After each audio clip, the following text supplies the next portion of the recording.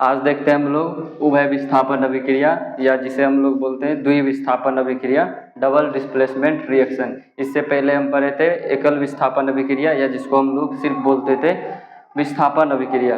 तो उसमें होता था कि एक यौगिक दूसरे आयन के द्वारा विस्थापित हो जाता था, तो उनमें होता था। ये उभय विस्थापन का मतलब होता है द्विविस्थापन। इसमें दो दो आयन एक दूसरे के यौगिक को आपस में विस्थापित करता है। जैसे इसका अगर परिभाषा देखें तो कहा जाता है वह अभिक्रिया जिसमें दो यौगिक अपने आयन मतलब जैसे ये सोडियम है और ये सिल्वर है, तो ये सोडियम इसके नाइट्रेट से अभिक्रिया कर लेगा और ये सिल्वर इसके क्लोरीन से अभिक्रिया कर लेगा। तो इस तरह कहता है अपने आयन का आदान प्रदान। तो यहाँ पर आदान प्रदान मतलब एक दूसरे से एक्सचेंज कर लेता है, यानी शेयर करता है। ये आयन इसके साथ आ जाता है और ये आयन इसके साथ आ जाता है, तो आदान प्रदान करके दो नए यौगिक का निर्माण करता है और बनेगा भी दो गो, भाग भी लेगा दो गो और बनेगा भी दो। तब जाके हम उसको बोलेंगे उभय विस्थापन अभिक्रिया यानी कि द्विविस्थापन अभिक्रिया। जैसे यहाँ पर अगर देखें तो सोडियम क्लोराइड और सिल्वर नाइट्रेट ये आपस में शेयर करता है। जैसे सिल्वर जो होगा ये क्लोरीन के साथ आ जाएगा और सोडियम जो होगा ये नाइट्रेट के साथ आ जाता है। तो यहाँ बनता है NaNO3 सोडियम नाइट्रेट, और ये सिल्वर और क्लोरीन आपस में अभिक्रिया करके बनता है AgCl सिल्वर क्लोराइड। तो यहाँ पर हुआ क्या, पहले सिल्वर के साथ क्लोरीन था और यहाँ पर सोडियम के साथ क्लोरीन था, यहाँ पर सिल्वर के साथ नाइट्रेट था। जबकि यहाँ पर जब अभिक्रिया होने के बाद ये क्या हो गया, सोडियम के साथ नाइट्रेट आ गया और सिल्वर के साथ क्लोरीन आ गया। तो यहाँ पर अपने आयन का इन्होंने आदान प्रदान कर लिया, यानी सोडियम चल गया नाइट्रेट के पास और क्लोरीन आ गया सिल्वर के पास। इस तरह से ये अभिक्रिया होता है AgCl, और ये जो होता है अवक्षेप के रूप में तैयार होता है।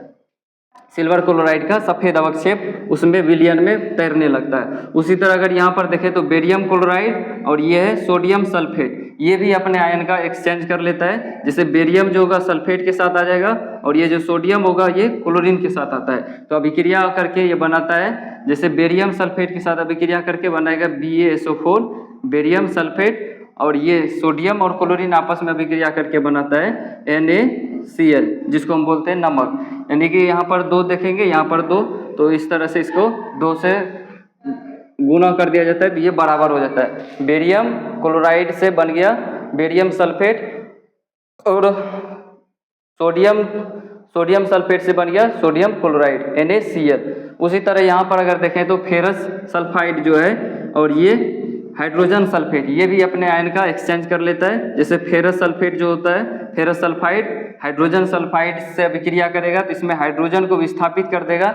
यहाँ पर वो नियम लागू होता है क्रियाशीलता वाला, जो तत्व एक दूसरे से जितना ज़्यादा क्रियाशील होगा वो तत्व उतना ही अधिक अपने आयन का शेयर करेगा। जैसे हाइड्रोजन और लोहा में देखें तो यहाँ पर हाइड्रोजन कम क्रियाशील है और लोहा ज़्यादा क्रियाशील है। तो यहाँ पर जो हाइड्रोजन सल्फेट जो होता है, ये सल्फेट को फेरस अपने साथ लेके चल जाता है, तो यहाँ पर बनता है फेरस सल्फेट FeSO4।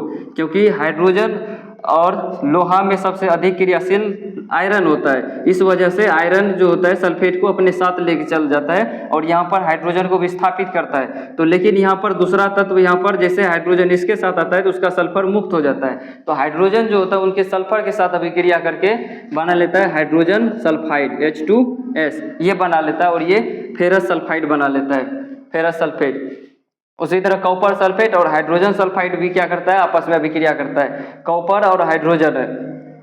तो यहाँ पर बनेगा क्या, ये बनेगा CuS कॉपर सल्फाइड और साथ में बनेगा ये हाइड्रोजन सल्फेट H2SO4, ये हाइड्रोजन सल्फेट ये बन जाता है सल्फ्यूरिक अम्ल बन जाता है। उसी तरह HCl और NaOH सोडियम हाइड्रोक्साइड और साथ में HCl अम्ल का जब अभिक्रिया कराया जाता है तो ये भी अपने आयन का आदान प्रदान करता है, यानी कि ये बन जाता है यहाँ पर NaCl सोडियम क्लोराइड NaCl, यहाँ पर ये और ये एक साथ आ जाता है और ये दोनों एक साथ आ जाता है, तो यहाँ पर H और यहाँ पर H, तो यहाँ से हो जाता है H2 और ये O, तो बन जाता है ये H2O सोडियम क्लोराइड और साथ में बनता है जल। उसी तरह यहाँ पर लेड नाइट्रेट और यहाँ पर पोटेशियम आयोडाइड है, तो ये भी अपने साथ अभिक्रिया करके बनाता है ये पोटेशियम ये आयोडाइड। तो लेड के साथ आयोडीन आ जाता है तो ये बनता है PbI2, यहाँ पर I2 लेड का जो संयोजकता होता है 2 होता है और आयोडीन का संयोजकता 1 होता है, तो क्रॉस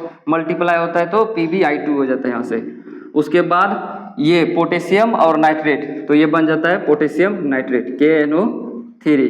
इस तरह से ये अभिक्रिया करता है अपने आयन का आदान प्रदान करके। तो ये द्विविस्थापन अभिक्रिया है। आगे देखेंगे कि वैद्युत अपघटन अभिक्रिया किस तरह से होता है।